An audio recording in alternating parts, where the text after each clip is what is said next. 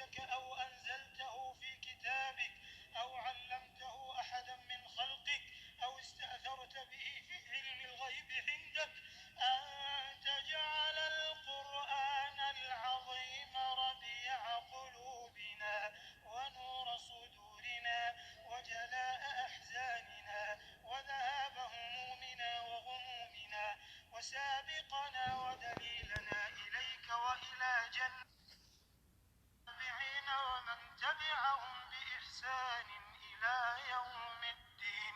اللهم لك الحمد على نعمك العظيمة وآلائك الجسيمة، لك الحمد على ما هديتنا للإسلام وعلمتنا الحكمة والقرآن، ولك الحمد على ما يسرت من صيام شهر رمضان وقيامه وتلاوة كتابك العزيز الذي لا يأتيه الباطل من بين يديه ولا من خلفه، تنزيل من حكيم حميد. اللهم إنا عبيدك بنو عبيدك بنو إمائك، نواصينا بيدك، ماض فينا حكمك، عدل فينا قضاؤك. نسألك بكل اسم هو لك سميت به نفسك أو أنزلته في كتابك أو علمته أحدا من خلقك أو استأثرت به في علم الغيب عندك أن تجعل القرآن العظيم ربيع قلوبنا ونور صدورنا وجلاء أحزاننا وذهاب همومنا وغمومنا وسابقنا ودليلنا إليك وإلى جناتك جنات النعيم.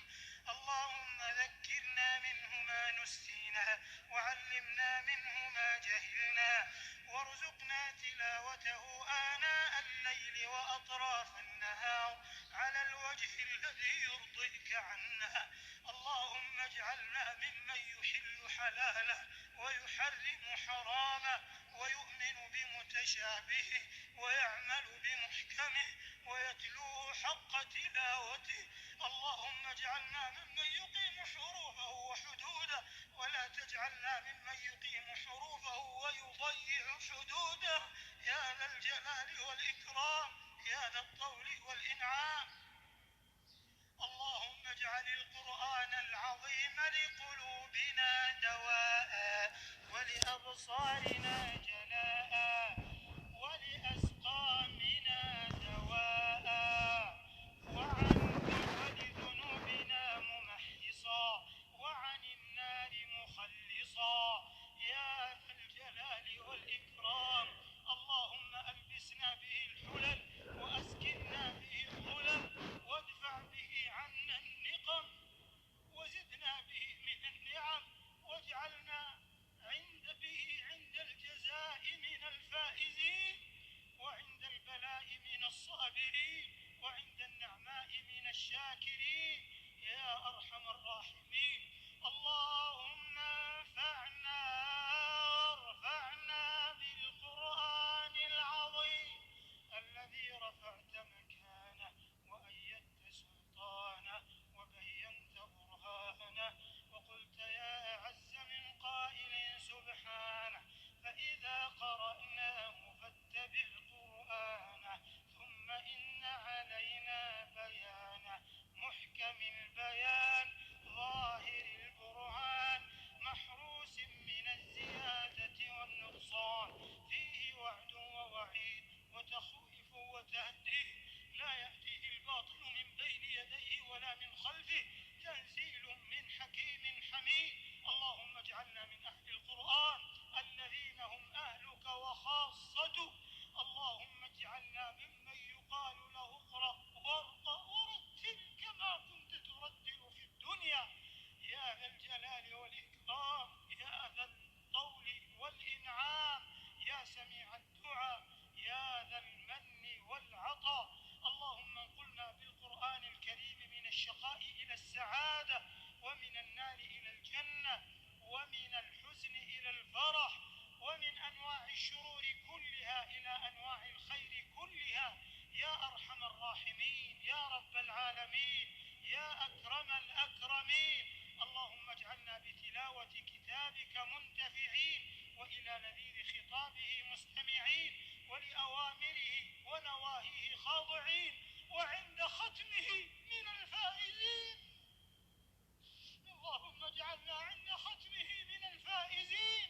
اللهم اجعلنا عند ختمه من الفائزين، ولك في جميع أمورنا راجين، ولك في كل شهورنا ذاكرين، يا أرحم الراحمين، يا أكرم الأكرمين، يا عظيم المن، يا جزيل الصفح، يا من ستر القبيح وأظهر الحسن، يا من لا يؤاخذ بالجريرة ولا يهتك الستر.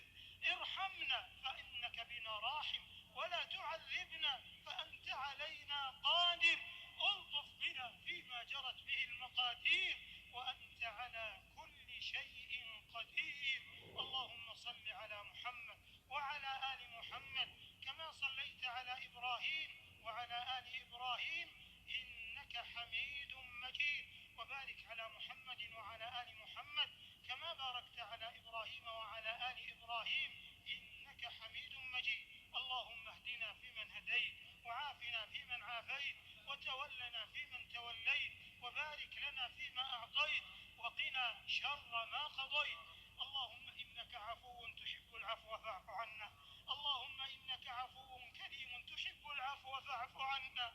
اللهم إنك عفو كريم تحب العفو فاعف عنا يا كريم. اللهم اجعلنا أغنى خلقك بك وأفقر عبادك إليك، وهب لنا غنى لا يطغينا وصحة لا تلهينا، وأغننا اللهم بفضلك عمن أغنيته عنا، واجعل آخر كلامنا من الدنيا شهادة أن لا إله إلا الله وأن محمدا رسول الله، وتوفنا وأنت راض عنا غير غضبان. وتوفنا وأنت راض عنا غير غضبان، واجعلنا في موقف القيامة آمنين. ومن يأخذ كتابه بيمين، وممن ينادى غدا في الآخرة كلوا واشربوا هنيئا بما أسلفتم في الأيام الخالية. اللهم يمن كتابنا ويسر حسابنا. اللهم يسر حسابنا وسهل تجاوزنا على الصراط يا رب العالمين، وأكرمنا بجوار سيد المرسلين نبينا محمد بن عبد الله. اللهم احشرنا في زمرته، اللهم احشرنا في زمرته، اللهم ارزقنا التمسك بسنته، اللهم أوردنا حوضه، اللهم أوردنا حوضه، واسقنا بيده الشريفة شربة لا نظمأ بعدها أبدا يا ذا الجلال والإكرام، يا ذا الطول والإنعام. اللهم اغفر لجميع موتى المسلمين الذين شهدوا لك بالوحدانية ولنبيك بالرسالة. اللهم اغفر لهم وارحمهم وعافهم واعف عنهم وأكرم نزلهم ووسع مدخلهم، واغسلهم بالماء والثلج والبرد، ونقهم من الذنوب والخطايا كما ينقى الثوب الأبيض من الدنس، وجازهم بالحسنات إحسانا وبالسيئات عفوا وغفرانا. اللهم انقلهم جميعا من ضيق اللحود ومراتع الدود إلى جناتك جنات الخلود، في سدر مخضود وطلح منضود وظل ممدود، يا غفور يا ودود. اللهم ارحمنا إذا صرنا إلى ما صاروا إليه، اللهم ارحمنا إذا صرنا إلى ما صاروا إليه.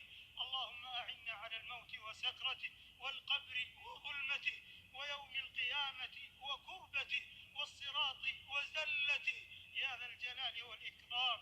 اللهم إنا نسألك فواتح الخير وخواتمه وجوامعه وأوله وآخره وباطنه وظاهره والدرجات العلى من الجنة.